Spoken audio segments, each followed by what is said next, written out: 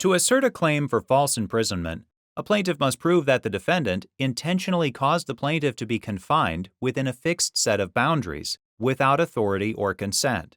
In addition, in most states, a plaintiff may recover punitive damages for false imprisonment by proving that the defendant acted with malice. But may a plaintiff recover punitive damages without clear and convincing proof of malice?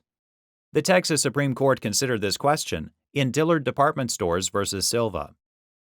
Lyndon Silva went to a Dillard's department store in Houston, Texas, to exchange 3 shirts he received as a gift. At the store, Silva attempted to exchange the shirts at the cosmetics counter, and an employee directed him to another department.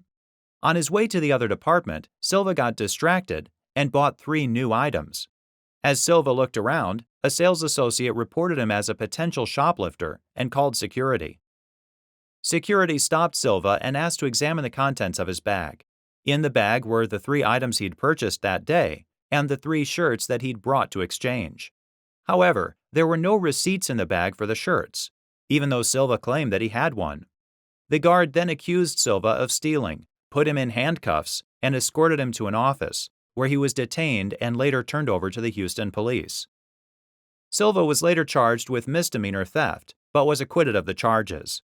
Subsequently, Silva sued Dillard Department Stores in State District Court for false imprisonment, malicious prosecution, intentional infliction of emotional distress, and negligence.